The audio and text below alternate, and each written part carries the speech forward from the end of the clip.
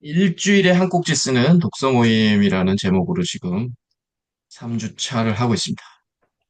읽고, 쓰고, 발제하고, 낭독하고, 글에 대한 의견을 나누는 것.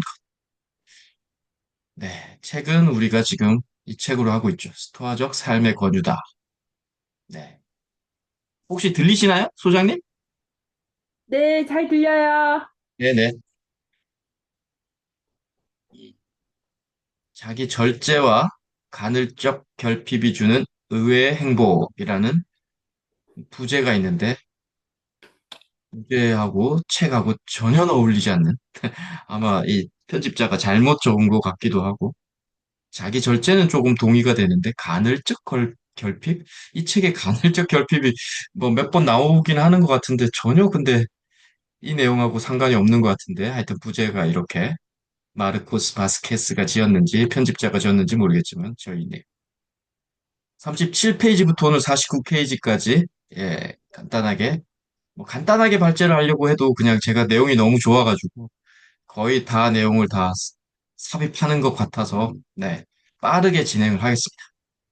37페이지에 마음을 지키는 성체라는 제목의, 음, 그래서 저는 평응, 불교에서 말하면 이게 선정이죠. 스토아 철학에서는 아타락시아라고 이야기를 하고 있죠. 저는 기독교에서 봤을 때는 이게 뭐 묵상이나 기도, 이렇게 또 표현이 될 것 같아요. 사람은 평온한 마음에 가까워질수록 자신의 힘에 더 가까워진다. 아우렐리우스의 이야기입니다. 미덕을 따르는 행동은 우리에게 평온을 준다. 미덕은 지난주에 저희가 배웠죠. 스토아 철학의 4대 핵심, 정의,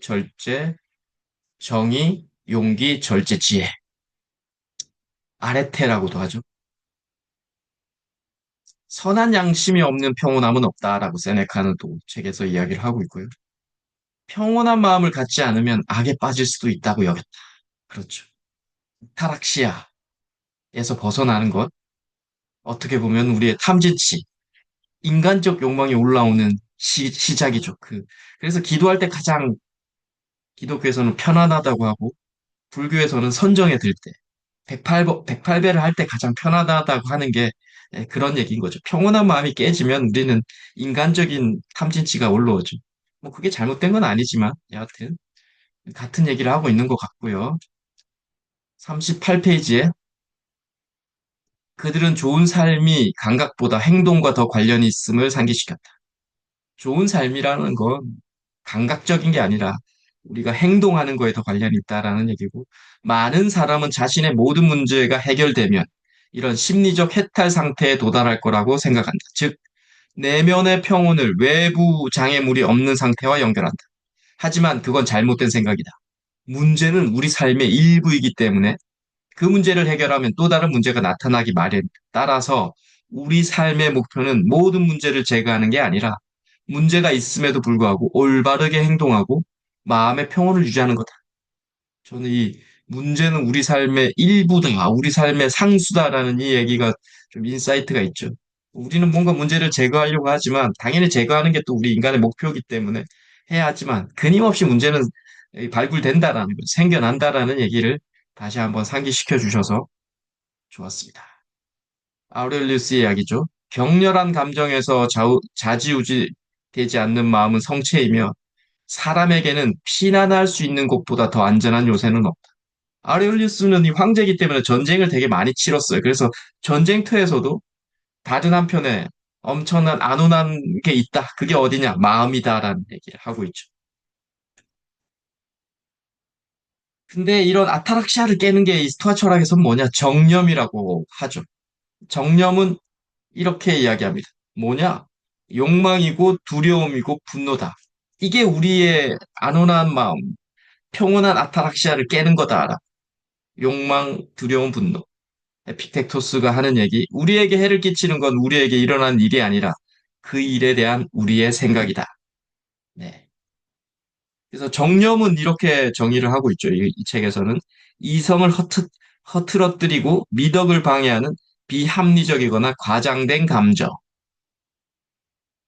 욕망, 두려움, 분노가 우리의 삶을 뒤죽박죽으로 만드는 건데 불교에서 말하는 탐진치랑 똑같죠. 불교에서 탐진치는 탐욕, 분노, 어리석음이고 욕망이고 분노, 두려움 하나만 조금 다른 거죠. 거의 같은 얘기를 하고 있는 거죠. 이 탐진치에 의해서 우리는 인간적 에고적인 욕망이 솟아난다라고 불교에서는 이야기를 하고 있기 때문에. 네. 39페이지에 또 스토아 철학은 정념, 욕망, 두려움, 분노는 몸이 무의식적으로 반응하는 데 따른 선천적 충동에 의해 발생한다고 봐. 네. 그래서 우리가 1차적으로 어떤 사람과 대화했을 때 떠오르는 생각이 보통은 거의 자신의 그 자신의 그 내재된 어떤 본능적인 이야기라는 거죠. 그래서 그걸 한번 피하는 것도 우리가 사회생활을 하는데 상당히 좋다라는 비슷한 얘기를 하고 있는 거죠. 무의식적으로 반응하는 그 선천적 행동을 조심하라는 거예요. 그게 보통 욕망과 두려움과 분노에서 나온다라는 얘기. 세네카는 또 우리는 정념을 피할 수 없다. 욕망, 두려움, 분노는 그냥 본능으로 올라와야 되고, 그런데 극복할 수는 있다라고 이야기하죠. 완화할 수 있다는 얘기죠. 결국 욕망이나 두려움이나 분노를. 40페이지에 우리는 시끄러운 소리가 들리면 놀라고 남들 앞에서 실수하면 얼굴이 붉어진다. 세네카는 이를 다시 인용하면 아무리 지혜가 많아도 이런 자연스러운 반응을 없앨 수는 없다. 타고난 것은 제거할 수 없지만 연습으로 완화할 수 있다. 예, 같은 얘기를 하고 있죠.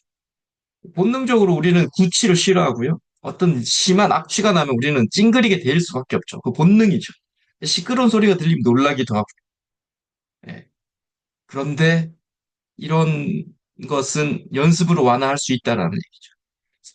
스토아학파는 정념이 나타나는 걸 막지 말고 그것들보다 강해져서 다스릴 줄 알게 되어야 한다고 이야기하죠. 이런 정념보다 두려움, 분노, 탐욕보다 더 강해져야 한다라고 이야기를 하고 있고.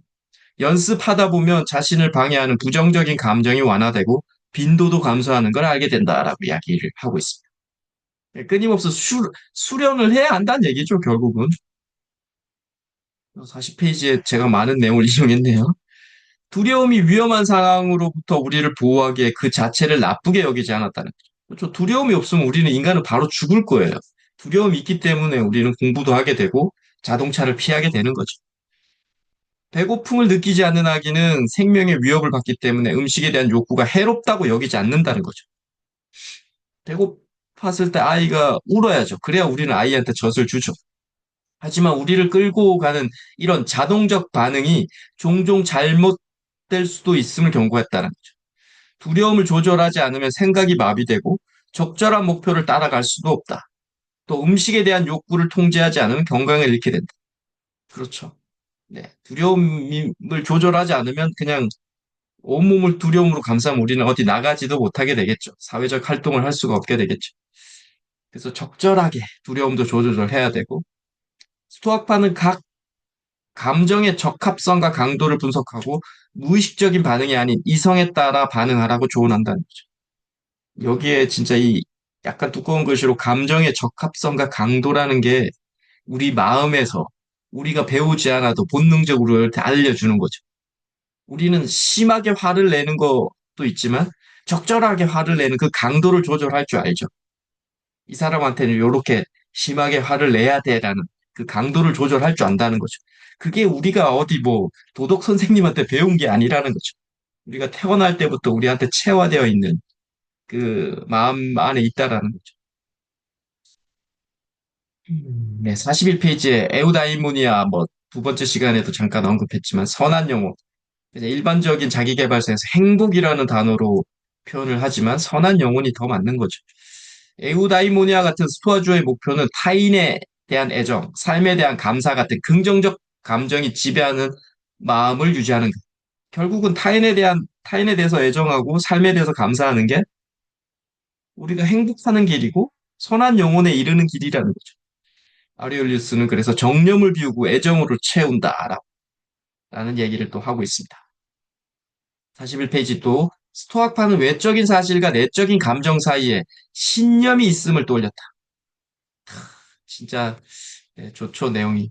우리가 어떤 외적인 사실이 있을 때 그거를 판단하기 전에 우리가 감정이 탁 올라옵니다, 각각. 어떤 사람은 심하게 화를 내는 감정이 올라올 수 있고, 어떤 사람은 그냥 쏘쏘하는 감정이 올라올 수 있죠. 그럼 그 중간에 뭐가 있냐면 이런 신념이 있다는 거예요, 그 사람한테. 그리고 이런 해석을 좋거나 나쁜 가치로 결정한다는 이런 신념으로 인해서 그 외부 사실, 똑같은 외부 사실을 보고도 우리는 다르게 해석을 한다라는 거죠. 그래서 어떤 해석을 가지느냐가 우리 삶의 질을 결정하는데, 그럼 어떤 해석은 결국은 신념이라는 거죠. 어떤 신념을 갖고 있느냐, 당신이. 우리의 인식이 변하면 우리의 감정도 변할 거다. 뭐 당연한 거죠. 42페이지, 43페이지 키케로의 궁수와 통제 이분법이라는 내용이 나오는데요. 어, 인생에서 우리의 첫 번째 임무는 만사를 두 가지 범주로 나누고 구별하는 거다라고 하면서 가장 유명한 스토아 학파에 통제할 수 있는 것과 통제할 수 없는 것 구별하는 것. 이걸 이렇게 표현하네. 내가 통제할 수 없는 외부 상황과 내가 통제하고 내릴 수 있는 결정들이 그거다. 네. 에피텍토스의 이야기인데 스토아 철학의 핵심이에요. 근데 이게 뭐 스토아 철학뿐만이 아니라 우리 모든 자기계발서에서도 이 얘기밖에 안 하잖아요. 통제할 수 있는 거 하고 통제할 수 없는 건 수용하라는 얘기. 우리의 불만족의 주요 원인은 통제할 수 없는 것에 대한 만족을 찾기 때문이죠. 그렇죠. 그렇다면 우리가 통제할 수 있는 대상이란 뭔가라 딱 이야기했을 때 딱 이거 하나밖에 없다는 거죠. 인식과 우리의 행동만 우리가 통제할 수 있는 거지. 그 다음엔 모든 거는 통제가 불가능하다는 얘기. 갑자기 어떤 유튜브에서 한혜진 씨라는 모델이 이 얘기를 하더라고. 몸매 가꾸기가 가장 쉬웠다고. 이게 이분이 하시는 얘기가 이거죠. 결국 몸매는 내가 통제할 수 있는 거야. 그런 얘기죠. 시험이나 시험하고는 다르죠. 시험은 옆에 상대방이 있으면 이거 내가 통제할 수 없는 결과를 받아들일 수도 있어. 상대평가라고 하면 아무리 열심히 해도 옆에 사람이 더 열심히 해버리면 내가 떨어지는 거죠. 근데 이 한혜진 씨 몸매 가꾸기는 내가 하면 되는 거예요. 이건 어느 누구도 통제할 수 없는 거죠. 내가 통제할 수 있는 거죠, 스스로. 그래서 이 친구가 뭐 이런 스파 철학가 모르겠지만 통제할 수 있는 얘기를 하고 있는 거죠. 44페이지에 통제할 수 없는 것 중에 건강도 있죠. 네. 하지만 이건 부분적 통제라는 거죠. 네, 좋은 것을 먹을 수도 있고 운동을 열심히 하면 어느 정도 건강을 유지할 수도 있다라는 거죠. 그래서 부분 통제라고 하는 거죠. 근데 갑자기 그렇다고 하더라도 뭐 무조건 건강하지는 않고 사고를 당할 수도 있죠. 네, 그래서 부분 통제가 가능한 것들도 다시 둘로 나뉘는데 우선 통제할 수 있는 건 우리의 행동이고 그리고 우리가 통제할 수 없는 건 그 결과라는 거죠. 행동은 우리가 과정이고 노력하는 거니까. 만일 우리가 통제할 수 없는 걸 걱정하면 불안과 좌절만 용솟은 칠 뿐이죠. 근데 대부분 우리 삶이 불안한 거는 우리가 걱정하는 거는 이렇게 통제할 수 없는 것을 끊임없이 걱정하고 있죠. 네. 44페이지, 45페이지에 그 궁수가 쏜 화살을 이야기를 하면서 화살을 쏘기 전에 노력해야 하죠. 그 관역에 잘 맞추려면. 하지만 화살을 쏜 후에는 통제할 수 없다는 거죠. 받아들여야 한다는 거죠. 바람이 불어서 화살이 제대로 안 날아갈 수도 있고 관역이 옮겨질 수도 있다는 거죠. 뭐 이런 예를 들고 있죠. 경기 패배로 무너지는 운동선수는 더 많이 발전할 수 없다. 결과를 하나의 정보로 보아야 한다라는 건데, 근데 되게 위축되는 선수들이 발전할 수 없다라는 얘기고. 영업사원들, 노라는 말을 계속 좌절하는 영업사원들은 다른 직업을 찾아야 한다라고 이 책에서도 이야기하죠. 맞죠? 내가 아무리 열심히 해서 제안했는데 상대방이 노하면 우리는 상처는 받지만 이건 통제할 수 없는 거잖아요. 그 상대방의 마음을. 그래서 다른 직업 찾아라 이렇게 뭐 직설도 하고 있고요. 45페이지에 스토아파도 패하거나 거절당하면 당연히 실망을 하고 하지만 부정적인 감정이 오래 가지 않았다라고 해요, 이 사람들은. 다음 기회를 위한 개선처럼 통제할 수 있는 부분에 더 빨리 초점을 맞췄다는 거죠. 근데 이게 뭐 이론적으로 맞는데 스토아파 철학자라고 해서 뭐 별다른 게 있겠어요? 똑같이 인간들인데 이 사람들도 엄청나게 실망하고 상처받고 했겠죠. 네. 뭐 시간이 조금 더 빨랐을 수도 있고 우리는 5일 걸렸지만 걔네는 뭐 3일 만에 뭐 평정심으로 돌아왔을 수도 있겠지만 뭐 특별하게 다르다고 생각은 하지 않습니다. 아모르 파티 뭐 너무나 많은 철학에서 언급되는 단어죠. 네. 운명을 수용하라. 뭐 운명을 뭐 사랑하라는 얘기죠.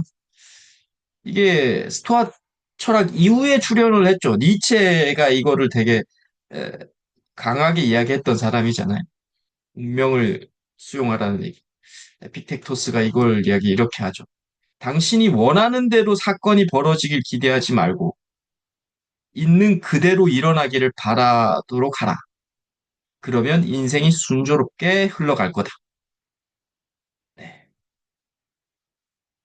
뭐 이걸 조금 제가 해석을 하면 있는 그대로는 우리는 보통 원하는 대로 뭐 이게 일어나길 바라는 건 당연히 인간적인 우리의 본능이지만 있는 그대로는 제가 볼 때는 인과법이에요. 불교에서 말하는. 인과법은 내가 뿌린 만큼 거둬들인다는 얘기거든. 내가 뿌린 만큼 일어나기를 바라는 게 있는 그대로예요. 그러면 이 얘기는 이런 얘기죠. 최선을 다하고 일어난 일을 받아들이는 거죠. 씨를 최대로 뿌리고 그 다음에 그 씨가 정말 자라면 좋은데 안 자라나도 수용하는 거죠. 들 뿌렸다라고 또 생각할 수도 있어야 된다는 얘기죠. 일어난 일은 통제할 수 없으니 마음을 두지 말라는 의미죠. 이게 뭐 아모르 파티죠. 제논의 이야기가 47페이지에 나오더라고요. 제논은 스토아 철학의 창시자입니다. 이분은 스토아 철학을 만들기 전에 무역상이었죠. 뭐 이런 얘기를 책에 나오죠. 그는 귀정한 화물을 실은 배가 항해 중 끔찍한 사고를 겪었을 때까지는 상인이었다. 무역상이었죠, 이 친구. 22살에 이런 난파를 겪었다고 합니다. 제노는 그때 자신이 가진 모든 것 때문에 하마터면 목숨까지 잃을 뻔했다. 난파로 인해 그리스 해안에 도착했고 나중에 아테네까지 가서 철학을 배우고 자신의 학교도 만들었다. 그러니까 배가 난파돼갖고 무역상을 할 수가 없었죠. 전 재산을 다 날렸답니다. 그러니까 되게 잘 살았던 집안인데.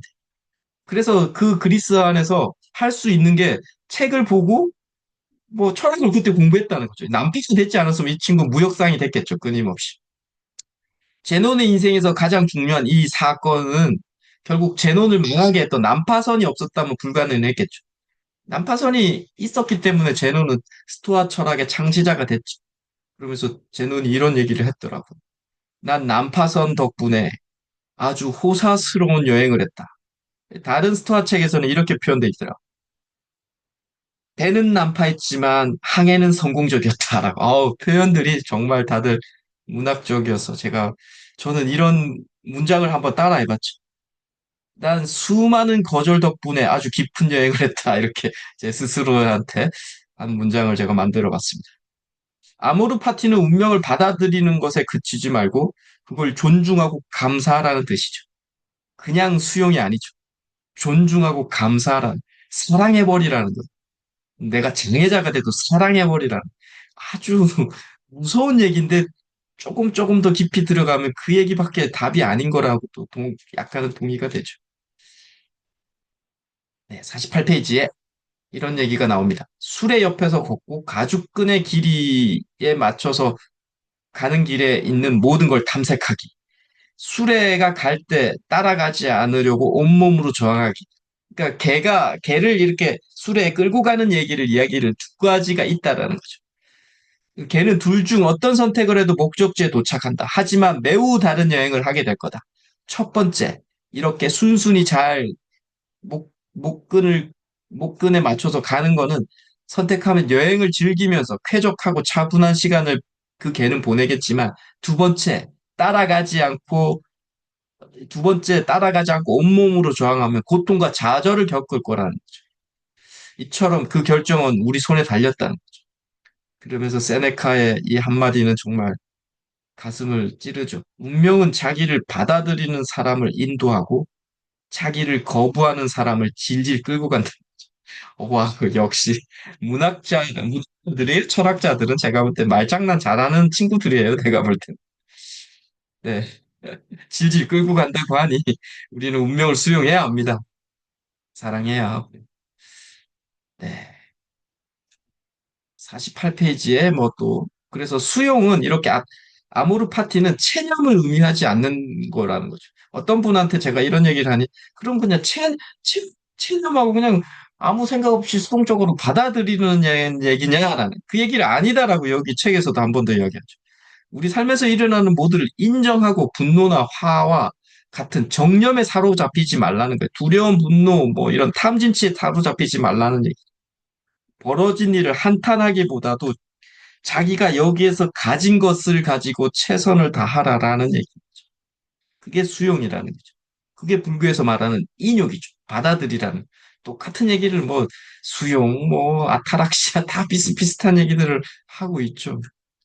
49페이지 마지막에 스토아파는 그래서 현실을 받아들이고 우리가 통제할 수 있는 것에만 집중하라는 것. 그리고 에피텍토스는 우리를 인생이라는 연극의 배우로 보고 좋은 배우란 맡은 역할을 후회하지 않고 오로지 최선의 방식으로 해석한다는 사실을 상기시켰다. 인생은 인생이라는 무대가 펼쳐져 있는데 좋은 배우란 역할에 좌지우지하지 않는다는 거. 어떻게라도 해석하고 그 역할을 해낸다라는 게 그게 좋은 배우가 맞기는 맞으니까. 네. 그 사실을 상기시켜 주죠. 그리고 마지막 장에 라인홀트 니버가 쓴 유명한 기도문, 뭐 많은 책에서 인용하죠, 이거. 주여 제가 바꿀 수 있는 걸 받아들일 수 있는 평온함을 주시고, 제가 할 수 있는 걸 바꿀 수 있게 용기를 주시고, 그 둘의 차이를 분별할 수 있는 지혜를 주소서라는, 이 책뿐만 아니라 많은 책에도 언급되어 있는 평온을 비는 기도라는, 뭐 이게 어떻게 보면 평온, 용기, 지혜, 뭐 스토아 철학의 이야기를 그대로 하고 있는 거죠. 잠깐 동안 발제를 했습니다. 우리 소장님은 이번 장 읽으시면서 어떤 느낌이셨는지 또 하고 싶은 얘기가 있으시면 또 해주셔도 좋겠습니다. 네, 수고 많이 하셨습니다. 감사합니다. 지금 작가님께서 말씀하시는 거 들으면서, 아까 개 이야기 있잖아요. 술에 끌려가는 개. 거기에서, 보통 사람들은 왜, 자기가 어떤 직업을 만났을 때, 이렇게 일본의 개처럼 그냥 술에 잘 끌고 가고 이런 사람도 있는 반면에, 내 적성하고 맞지 않아 이러고 그 길에서 가기를 저항하고 안 따라가고 다른 길로 가고 이런 분을 볼 수도 있고 가끔은 또 교회에서 너는 어렸을 때부터 예를 들어서 교회 목사님이 돼야 돼 이러는데 끝까지 난 안 하겠다고 안 가겠다고 그러다가 고생하다가 뒤늦게 하는 분도 있을 수도 있고 네 그런 거 볼 수 있었는데 어,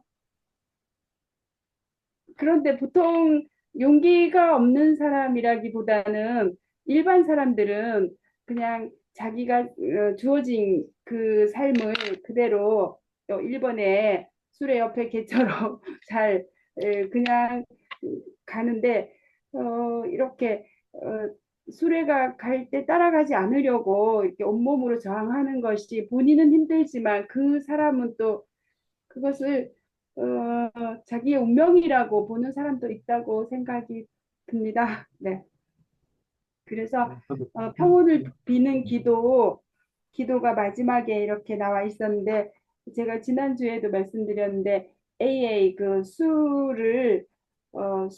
네.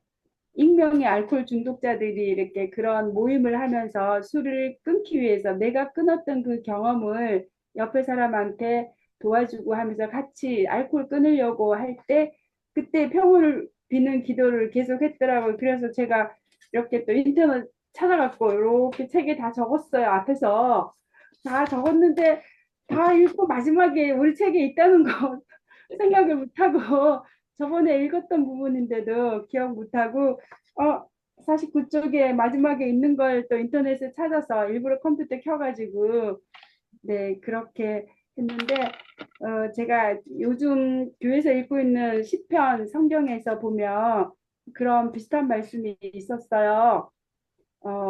시편 131편인데 내가 큰 일과 감당하지 못할 놀라운 일을 하려고 힘쓰지 아니하나이다.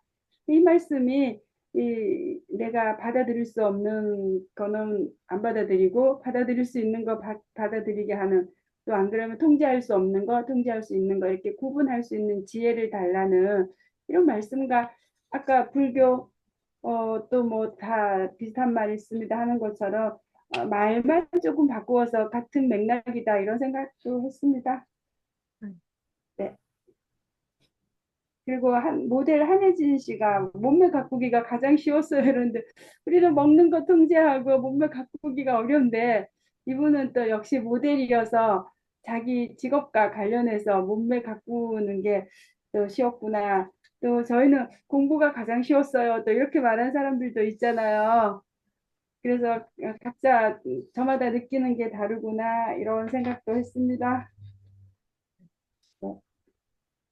그리고 하나 더 말씀드릴 것 같으면은 우리가 그 기도문에서 그 에피테토스가 아모르파티네 당신이 원하는 대로 사건이 벌어지길 기대하지 말고 그런데 우리가 기도할 때부터 우리가 원하는 대로 기도를 한단 말에 용쓰고 애쓰고 그죠?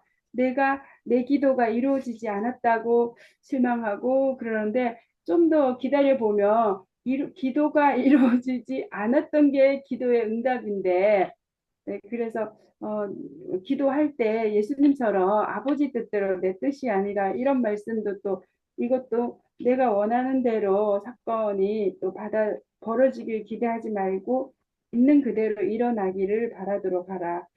그래서 작가님하고 이렇게 만나고 공부하고 이러면서 우리가 생각의 질, 삶의 질, 네, 생각의 질이 높아지면은 이렇게 이런 철학자의 말이 우리 삶에서 실천되겠구나 이런 생각했습니다. 여기까지 합니다. 네. 네. 아, 좋습니다. 네. 음, 네.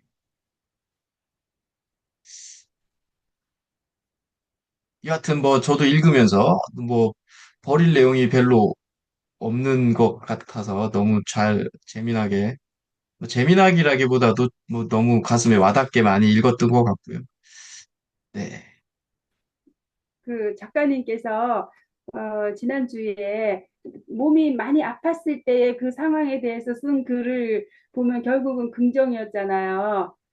그것처럼 여기 스토아 학파의 창시자 제논도 난파선 덕분에 이렇게 호사스러운 여행을 한다 이런 의미가 우리 작가님 글에서도 비슷한 맥락이구나 이렇게 느꼈습니다. 아, 네. 네, 네, 그렇죠. 네. 하여튼 뭐 제논이라는 분이 저도 좀 찾아보기도 하고 했는데 여하튼 뭐 되게 잘 살았던 집안이었는데 완전히 그냥 지금으로 말하면 파산돼 버린 거죠. 뭐 경매 넘어가고 이렇게 돼 버린 거나 마찬가지죠. 그러니까 그런 22살에 그런 거를 겪었는데도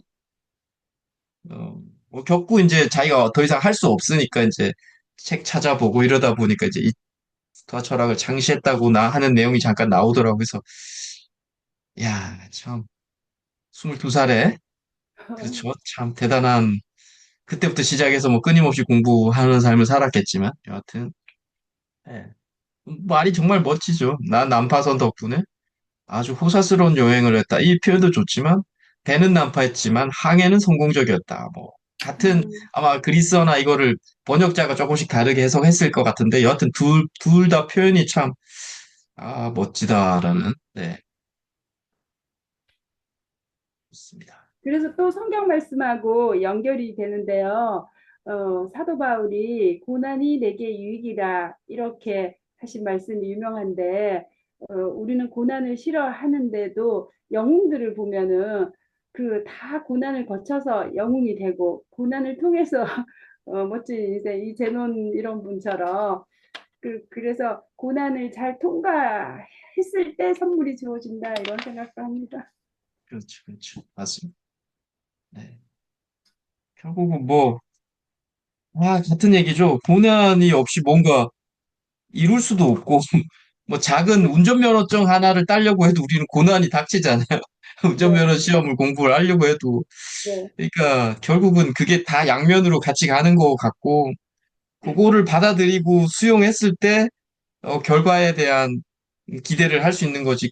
조금 그 고난이 우리가 없는데, 막 허리가 끊어지는 그런 아픔이 없는데 뭔가 이뤄낼 것은 거의 없죠. 뭔가 되게 힘들고 뭐 뭔가 하나를 포기해야죠. 아픔이나 이런 고통스러운 거를 수용해야 되죠. 네. 근데 그 순간은 또 너무 싫잖아요. 아프니까 그렇죠. 힘들고 네. 그냥 뭐 그런 거 없이 그래서 저는 가끔씩 어, 물론 다 고난이 있지만 예를 들면 그 불교에서 말하는 그 산속에서 기도하는 아라한들 그리고 천주교에서 말하는 그 산에 들어가서 혼자 골방에서 사는 그 수도승이 수제 그분들을 뭐라고 하죠? 천주교 그 혼자 들어가서 살고 있는 그 아, 갑자기 생각이 안 나네. 아, 목사님은 교회고 천주교에서 그 수도사들? 에? 수도사. 예, 수도사 뭐 그런 거죠. 그분들 결혼도 안 하시고 혼자 들어가서 이렇게 기도만 하시잖아요. 예, 네. 그분들이나 불교에서 그분들도 결혼 안 하시고 산속에 들어가서 기도만 하신단 말이에요. 그러니까 분명히 엄청나게 고단하실 거예요. 모든 인간적인 욕망을 다 삭제시켰으니까. 그런데도 저는 가끔씩은 아, 그거는 우리 신이 원하는 건 아닌 것 같다는 생각이 드는 거예요. 인간적인 이런 현실에서 우리가 겪을 거 다 겪어내면서 막 사람들과 싸우고 갈등하고 이러면서 그 과정에서 우리의 영성을 피워내는 게 진짜 이 신이 우리한테 부여한 의무지. 다 내팽개치고 그냥 산에 들어가서 기도, 어디 수도 들어가서 기도. 그것도 결국은 뭐 인간적으로 옆에 사람들한테 보여지는 또 좋은 모델이 될 수 있잖아요. 신에 대한 어떤 경애도 있고. 그런데 그냥 객관적으로 저는 뭐 신은 기독교나 천주교, 이슬람, 불교가 아니기 때문에 말할 수 있는 거죠. 객관적으로 봤을 때는 그거는 신이 원하는 삶은 아닌 것 같은데 결혼해서 애도 낳고 애도 말씀을 피우고 뭐 그런 과정을 우리가 겪어내면서 우리가 성장을 하는 거지. 그거 다 싫다. 나는 그냥 기도만 할란다. 그건 좀 아닌 것 같다는 생각이 좀 들긴 했어요. 네. 네. 자, 할 말이 네. 다른 내용 없으면 네. 우리가 또 낭독하는 시간, 글에 대한 이야기를 좀 나눠보겠습니다.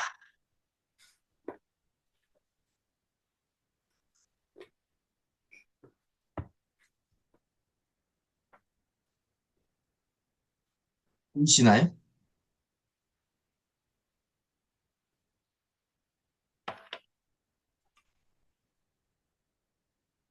보이시나요? 화면? 하면 제가 출력을 해왔습니다. 아니, 그러니까 지금 화면이 보이시나요? 제가 지금 이게, 잘 보입니다. 잘 보이세요? 네네, 그러시면 됐습니다. 그, 이번에 쓰신 글 한번 낭독하는 시간을 한번 가져보겠습니다. 네. 어, 한번 읽어주시길, 네. 제가 AI에다가 한번 넣어봤어요, 작가님. 그래서 네네. 추도문으로도 할 수도 있고 수필로도 할 수도 있고 노년에 대한 그걸로도 할 수 있다. 세 가지 버전으로도 할 수 있다. 그 논문 형식처럼 그렇게 하면서 제목을 전동 침대라는 이름의 작은 섬 이렇게 수필 형식으로 제목을 이렇게 AI가 넣었어요. 네, 그래서 어, 작가님께 여쭤보고 우선 이렇게 위에다가 한 줄 썼는데요. 제목을 AI가 저렇게 요약해서 제목을 저렇게 해놨어요. 네네. 일단 읽어주십시오. 네네.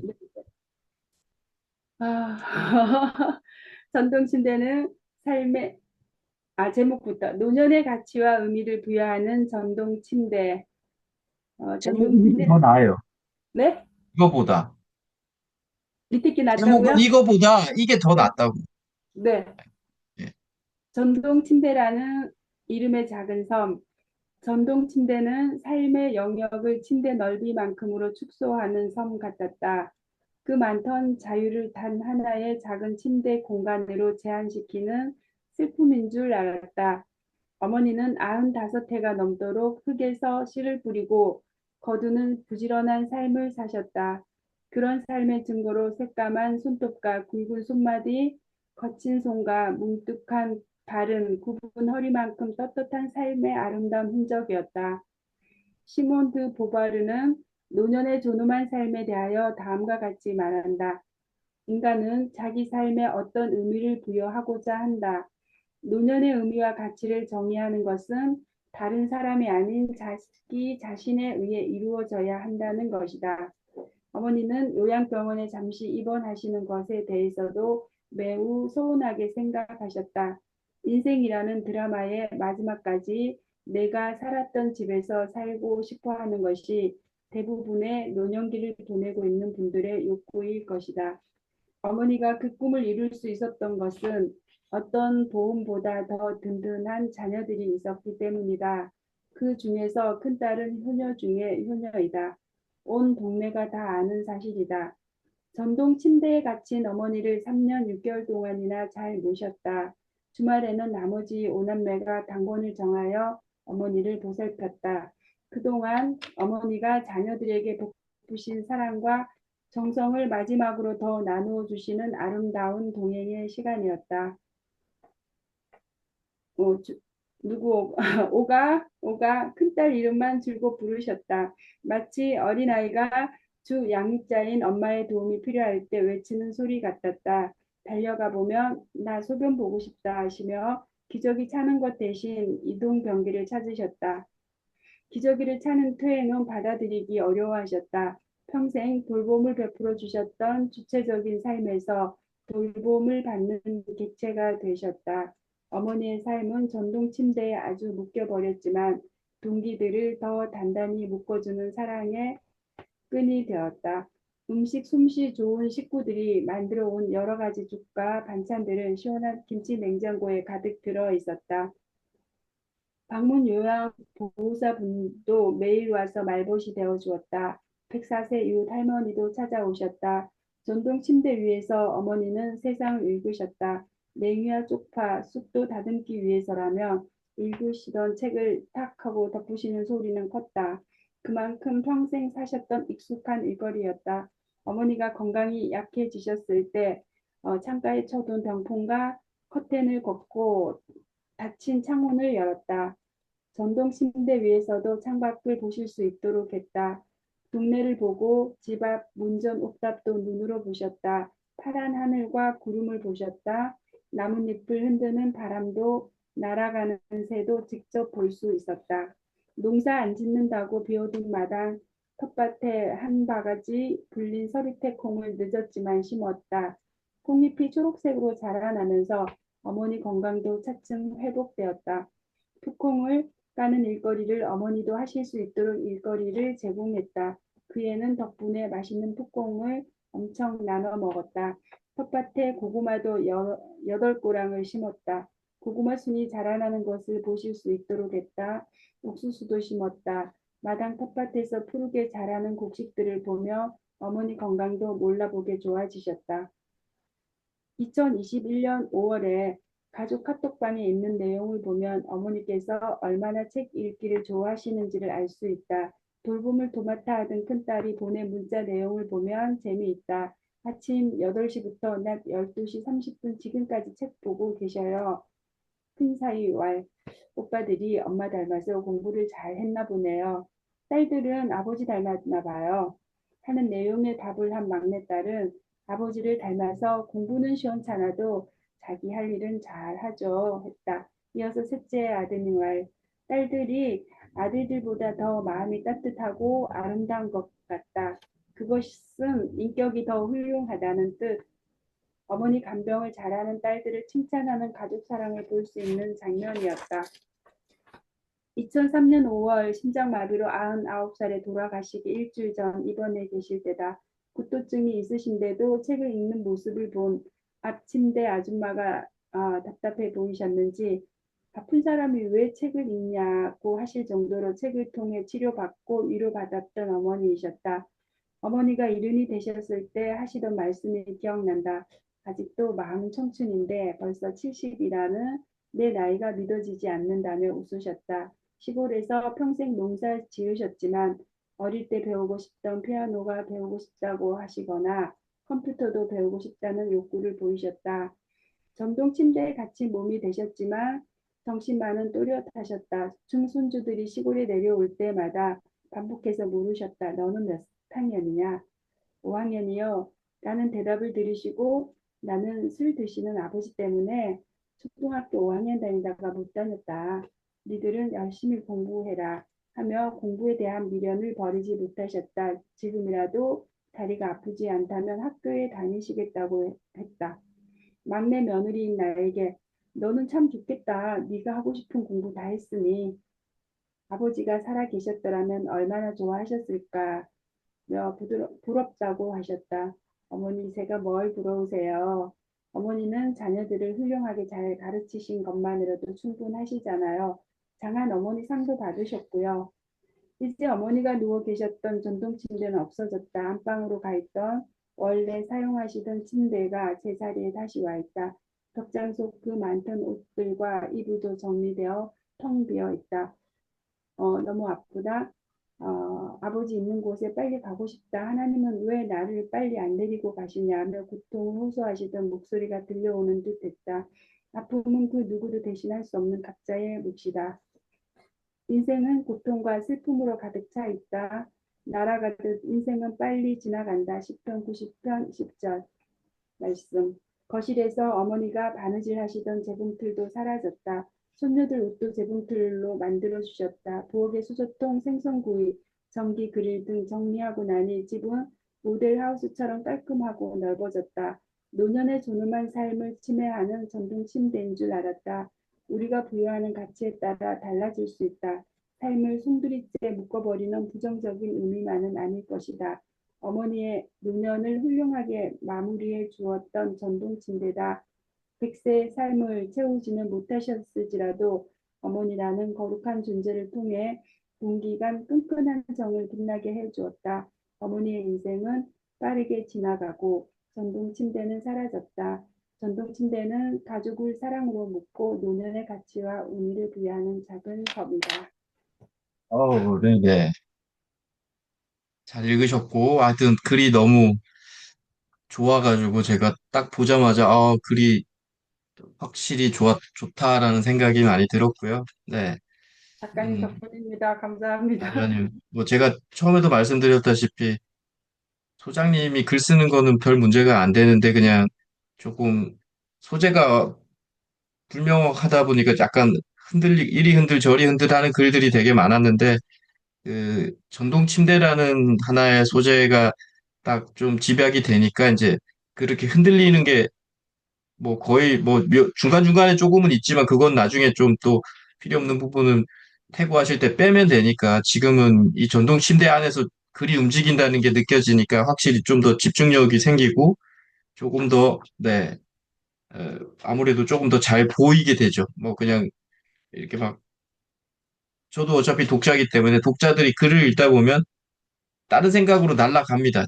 뭐 그게 결국은 내가 딴 생각을 했을 수도 있지만 결국은 글에서 그 집중력을 못 만들었기 때문이 보통이거든요. 그래서 이번 글을 보면서는 와, 집중력이 내가 생기네. 전뭐 그냥 그 제 심정을 그대로 느끼는 거죠. 아, 집중력이 생기네.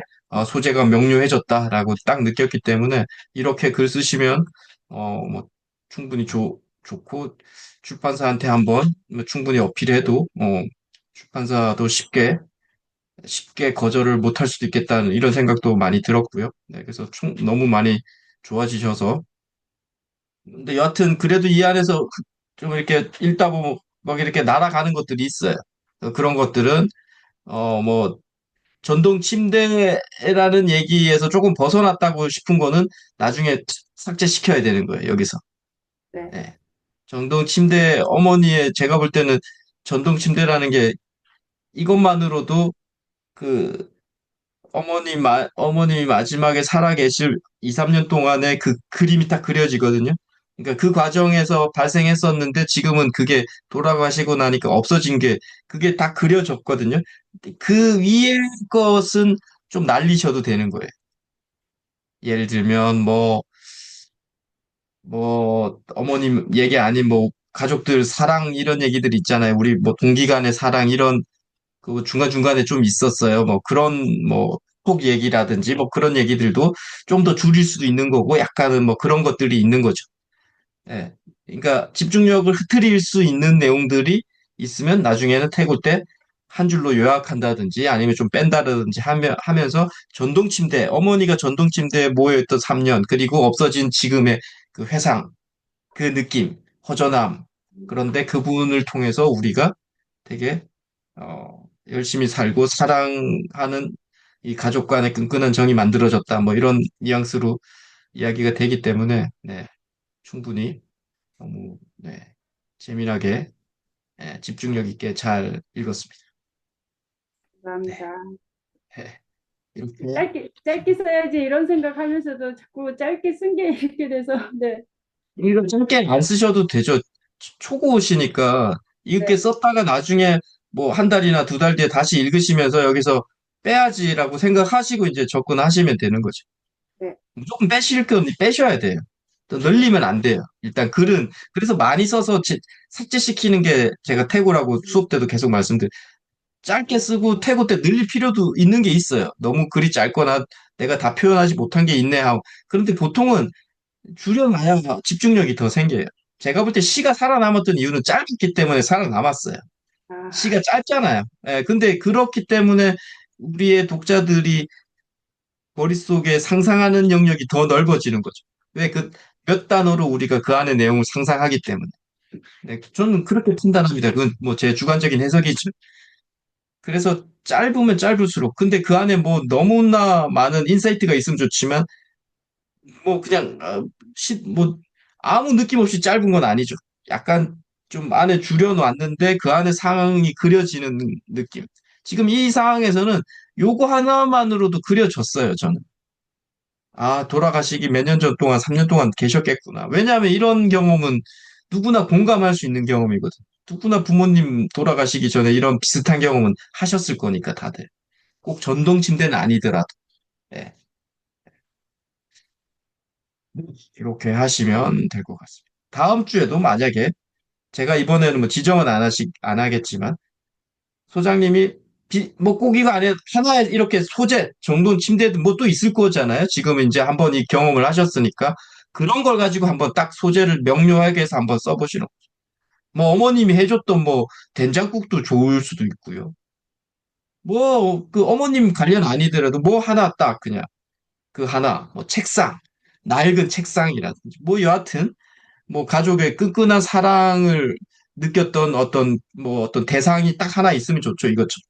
그렇게 해서 한번 글을 이제 한번 경험하셨기 때문에 이제 아마 조금은 덜 느낌이 오실 거예요. 아, 이렇게 하면 되겠구나라는. 네. 처음에는 이제 작가님께서 전동 침대라고 소재를 주셔서 그렇게 하는데 전동 침대에 대한 부정적인 내용을 처음에는 한 페이지 썼어요. 어떻게 써야지 이러다가 작가님께서 쓰신 거, 그 몸이 아팠을 때도 긍정으로 해석하는 거, 그거 흉내내야지 이러면서 아, 전동 침대를 긍정으로 가야 되겠다. 부정이지만 긍정으로 가야겠다. 이렇게 마음을 바꿔먹고 한 페이지 더 썼습니다. 네네. 잘하셨습니다. 너무 좋았어요. 이번 글은 너무 좋았습니다. 감사합니다. 네. 어디를 빼야 될지도 아직 모르고 뭐, 지금 당장은 바로 빼는 건 아니죠. 뭐, 한 두 달 뒤에 쭉 이렇게 이런 글을 지금 이제 우리의 목표는 뭐, 후보 일단 하시는 게 목표잖아요. 네. 일단은 뭐, 10편을 썼든 뭐, 40편을 다 못 썼더라도 뭐 몇 편 투고를 하시는 게 목표니까 어 뭐 다음 달 정도 하시면 투고 하실 것 같으니까 다음 달까지 이렇게 조금 하시면 요런 몇 편 해서 투고 하셔서 이제 투고하기 전에 이제 다시 한번 이런 글들을 보시면서 조금 삭제시킬 거 좀 빼라니까 좀 빼보자 이렇게 하면서 이제 한 여섯 일곱 편 이렇게 이제 샘플 원고를 가지고 그쪽 출판사한테 이메일 한번 보내보시는 거죠. 작가님께서 도와주셔야 됩니다. 끝까지. 알겠습니다. 아니, 어떤 분이, 네. 이렇게 여성 쉼터를 가야 되는데, 긴급 피난처 일주일 먼저 갔다 오시겠다면서, 쉼터는 안 가겠다고 그러시다가 마음이 바뀌어서 거기도 본인이 가야 될 상황이 생겼는데, 갑자기 이제 긴급 피난처 있는 곳 먼 타지로 가시면서 저에게 처음에는 저하고 그만하려고 상담 그만할 것처럼 하다가 끝까지 저를 도와달라고 하던 그 말씀이 제가 작가님께 지금 그 말씀이 바로 제가 사용하게 됩니다. 네. 네. 우리 소장님의 열정을 제가 어떻게, 네. 아, 정말 너무 뭔가를 하려고 하시는 그 의지가 보이시니까, 네, 네, 소장님 뭐든 하실 분이시니까 걱정하지 마시고요. 제 거 한번 읽고 이제 또 간단하게 오늘 또 네. 이야기를 하겠습니다. 뭐 그냥 저는 뭐 많이 썼는데 그냥 제가 요즘에 계속 쓰고 있는, 네, 그거 요령, 신비하던데요. 예, 네, 예, 이거 그냥 지금 약간 신비. 소설 형식으로 네, 영성에 관련 이야기를 조금 지금 계속 쓰고 있습니다. 빛. 네. 성장 이후에는 무엇이 기다리고 있나라는 제목으로, 네. 뭐 제 블로그나 뭐 런치에 계속 쓰고 있습니다. 뭐 이것도 나중에 투고를 하겠죠, 저도. 바람이 느릿하게 산길을 휘돌고 있었다. 나뭇가지마다 걸려있던 마지막 단풍잎들이 바람에 힘없이 떨어져 내렸다. 숲길은 이미 수북히사인 낙엽들로 붉고 노랗게 물들어 있었다. 이 제이가 어떻게 보면 저죠, 제이. 정강민의 제이. 빛은, 정, 빛은 그냥 제가 하나의 친구인 것처럼 하는 스승을 제가 좀 염두에 둬서 빛이라는 의미를 뒀고요. 제이와 빛은 오늘도 어김없이 그 길을 함께 걷고 있었다. 햇살이 기울고 있었고 나무 그림자가 길게 뻗었다. 제이는 조심스럽게 입을 열었다. 빛. 언젠가 모든 배움이 끝난다면 내가 해야 할 일을 모두 깨닫고 내 영혼이 에고를 이겨내 완전한 존재가 되었다면 그 다음엔 어떤 일이 벌어질까? 빛은 걸음을 멈췄다. 낙엽 하나를 발끝으로 가볍게 건드리며 말했다. 제이. 많은 이들이 그 질문을 하지만 정작 답을 듣고는 그리 오래 기억하지 못하더라. 아직 천국보다는 아파트와 자동차가 더 좋은 세상이니까. 제이는 빙그레 웃으며 되물었다. 천국도 재밌어? 아니면 지겨운가? 그보다는 사람들이 아직 천국이 뭔지도 잘 모른다는 게 문제지. 신학에서는 완전하게 살면 영원한 행복이 기다린다고 하지만 그것만으로는 사람들을 움직이게 하긴 어려워. 왜냐하면 대부분은 지금 당장 편안한 삶이 더 간절하거든. 빛은 말것을 흐리며 하늘을 바라보았다. 회색빛이 서서히 스며드는 저녁 하늘 위로 한 물의 철새가 날아가고 있었다. 하지만 우리 우주는 그보다 훨씬 더 장대한 이야기를 들려주지. 빛이 말을 이었다. 피타고라스는 우주를 살아있는 존재로 보았어. 우리가 알지 못하는 수백 개의 세계, 수천 개의 생명고리, 신비로운 질서. 우리는 그 안에서 성장하고 있는 아주 작은 생명의 일부지. 제이는 잠시 생각에 잠겼다. 그럼 우리가 지금 사는 삶은 더 큰 우주적 역할을 위한 훈련인 거야? 빛은 고개를 끄덕이며 제이를 바라보았다. 우리는 하나의 생명, 하나의 존재, 하나의 의식 안에서 자라나는 존재야. 마치 아버지의 가업을 잇기 위해 밑바닥부터 배우는 수습생처럼. 이 삶은 그 훈련장이자 도약되지. 바람이 불었다. 바람에 실려 낙엽들이 둥글게 맴돌았다. 그 순간 제이의 눈에 작은 개미떼가 떨어진 나뭇가지를 부지런히 옮기는 모습이 들어왔다. 빛. 그럼 우리가 전생에 지은 빚을 다 갚은 후엔 더 이상 속죄할 것도 없고 배울 것도 없다면 빛은 개울 옆에 너럭바위 위에 앉으며 조용히 대답했다. 전생의 빚을 다 갚는다고? 그럴 수 없어.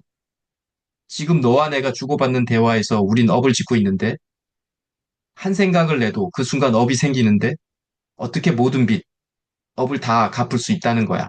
우린 빚을 갚을 수 없어. 불교에서는 아라한이라고 해서 모든 빚을 다 갚고 다시 이 현상계에 태어나지 않는 존재가 된다고 말하지. 난 그럴 수 없다고 생각해. 만약 진짜 빚을 다 갚고 더 이상 업을 짓지 않는다고 하면 무가 되겠지. 우린 이 순간도 우주를 함께 만드는 일에 참여하고 있어. 우리 의식이 더 큰 생명, 더 높은 차원과 연결되어 있고, 우리는 그 일부로서 작동하고 있는 거지. 제이는 눈을 감고 상상해 보았다. 자신이 작지만 찬란한 별의 일부가 되어 생명을 설계하고 영혼의 흐름을 돌보며 우주의 새로운 질서를 구성하는 존재가 되는 장면. 지구도 언젠가 그런 존재가 될까? 제이가 물었다. 빛은 미소 지으며 말했다. 지구는 아직 어린 별이지. 하지만 언젠가는 태양처럼 수많은 생명을 품을 수 있는 중심이 될 거야. 지금 이 순간도 지구는 배워. 생명도 함께 성장하지. 그러니 지금 우리가 하는 작은 사랑, 작은 인내, 작은 용서가 결국은 우주의 진화를 이끄는 동력이 되는 거야. 제이는 나직히 중얼거렸다. 결국 모든 것은 배움과 연결돼 있네? 그래, 배움은 생명의 본질이야. 완성은 끝이 아니라 더 높은 배움의 시작이지. 그리고 그 여정은 끝이 없어. 이것이 영혼의 신비를 푸는 열쇠야. 네. 야, 철학적인 것 같습니다. 네, 그냥 철학을 이렇게 두 대화를 통해서 조금 이야기해주고 싶었던 거예요. 영성이나 이런 철학을. 네. 이걸 계속 연재하시는 거죠, 소설처럼. 그래, 지금 이 브런치에 지금 현재가 16편인가? 예, 15편까지 제가 지금 하고, 다음 주에 또 뭐 시간 되면 또 16편을 하겠죠. 아유, 부지런하시고 잘 쓰셨어요. 네, 그렇습니다. 네, 여튼, 네. 하여튼, 뭐, 우리, 그, 소장님의 글이 더 우선이기 때문에, 네. 이렇게, 앞으로 계속 이렇게 소재를 명료하게 하면서 이렇게 써보시면, 네. 분명히 좋은 결과 있을 거라고 저는 확신합니다. 감사합니다. 저번에 밥에 대해서 한번 쓰라고 그러셨잖아, 그죠? 어, 밥. 뭐 여하튼 뭐 소장님이 생각하셨을 때 지금 소장님이 이 쓰려고 하는 그 책 제목이나 이게 지금 어떻게 되죠? 가족 관련해서, 가족이란 무엇인가? 제목을 뭘로 지금 그때 지으려고 지금 하시는 거예요? 제가 소재나 주제를 떠올려 보려고 하는 거예요. 가족이란 무엇인가 또 이렇게도 생각을 해봤습니다. 기억이란 제목. 무엇인가? 네. 그것도 뭐, 네. 네. 뭐 그러면 뭐 소재는 뭐 무궁무진하겠네요. 가족이란 무엇인가라는 제목이라고 하면 책 제목이라고 하면 네. 조금 더 좁히는 것도 좋으신 거죠. 너무 가족 하면 너무 클 수 있으니까 일단은 좀 소재의 명료화를 위해서 뭐, 어, 이거는 시댁에 대한 이야기죠. 네, 네. 예, 여하튼, 뭐, 그러면 시댁이란 무언가를 이렇게 하는 게 더 나을 수도 있어요. 그냥 가족보다. 음, 시댁에 대한 이야기를 쓸 수 있는 거고, 그러면 조금 더 독자들이 조금 더 좁혀졌기 때문에 조금 더 깊게 들어갈 확률이 많아요. 시각적으로. 가족은 뭐, 되게 소재가 넓지만은 약간 뭐 수업 때도 말했듯이 약간 백과사전 느낌이거든요. 근데 시댁 또 좀 더 줄이면 뭐 어머님 돌아가시는 3년 동안의 가족 시댁 뭐 이것도 더 좋죠. 네. 3년 동안의 시댁 뭐 이런 것도 그렇게 들어가면 훨씬 더 제목이 줄어들기 때문에 그 3년 안에서 벌어졌었던 시댁에서 어떤 일이라든지 뭐 어머님의 일이라든지 뭐 이런 것에서 소재를 건져내면서 타고 모든 걸 시댁만 쓰는 건 아니에요. 그렇게 해놓고 그 시댁과 연결되어 있는 어떻게 보면 소장님의 지금 친정에 대한 얘기도 풀어낼 수 있는 거죠. 근데 일단은 좀 좁혀놓는 게 더 좋다. 가족이란 무엇인가 보다는 제가 네. 말씀드렸던 뭐 조금 더 이렇게 음, 미세하게 한번 꾸려가서 소재를 한번 땡겨와 보셔라. 라고 말씀을 드리고 싶습니다. 감사합니다. 네. 자, 오늘도 뭐 네. 좋은 얘기도 많이 나눴고, 네. 그렇게 했습니다. 작가님 책은 어디까지 네, 다음 주는, 어, 66페이지까지. 네, 네. 예,